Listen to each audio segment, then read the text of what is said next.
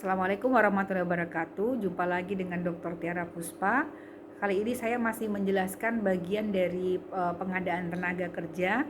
Jadi tapi khusus menjelaskan mengenai seleksi ya. Jadi setelah proses rekrutmen kemudian seleksi. Nah, saya akan memaparkan mengenai seleksi itu, apakah itu proses seleksinya seperti apa, apakah tujuan dari seleksi dan juga prosesnya seperti apa. Baik, silahkan mendengarkan pemaparan dari saya. Yang pertama, jadi sebuah seleksi ini adalah satu proses yang ditujukan untuk memilih dari sekelompok pelamar yang memang akan kita dipekerjakan. Jadi tadi setelah direkrutmen kan pasti ada terkumpul beberapa orang yang akan dipilih gitu ya. Nah, inilah proses seleksi. Tujuannya ini diseleksi adalah untuk mencocokkan ya antara pekerjaannya dengan orang yang akan bekerja ya, antara pekerjaan dengan orang yang akan bekerja tersebut. Nah, dalam proses seleksi ini akan ada proses penerimaan pendahuluan ya kan, kemudian ada pemeriksaan berkas lamaran ya kan, baru kemudian diberikan satu ujian pekerjaan, wawancara, seleksi,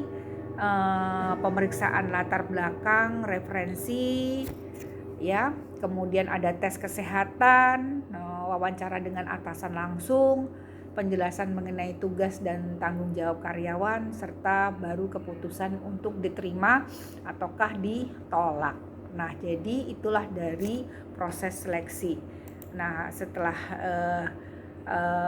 itu karyawan bisa masuk ke dalam organisasi. Nah, dari proses tersebut juga ada yang namanya metode ya. Metode untuk melakukan seleksi itu ada berbagai macam, dari mulai metode wawancara, kemudian pemeriksaan referensi ya, informasi biografinya seperti apa, kemudian ujian untuk kemampuan fisiknya, kemampuan kognitifnya, ya, kepribadiannya, bahkan juga sekarang ada tes-tes ya mengenai tes kejujuran ya, tes narkoba, tes kesehatan. Nah, ini adalah metode-metode seleksi yang bisa dipilih untuk menentukan siapa yang kira-kira tepat ya untuk diseleksi.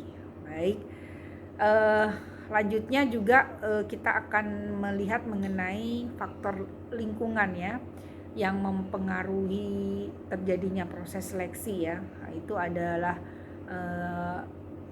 adalah fungsi SDM-nya, kemudian pertimbangan hukum, kecepatan dan pengambilan keputusan, hierarki organisasi, kelompok pelamar, jenis organisasi, serta adanya masa percobaan.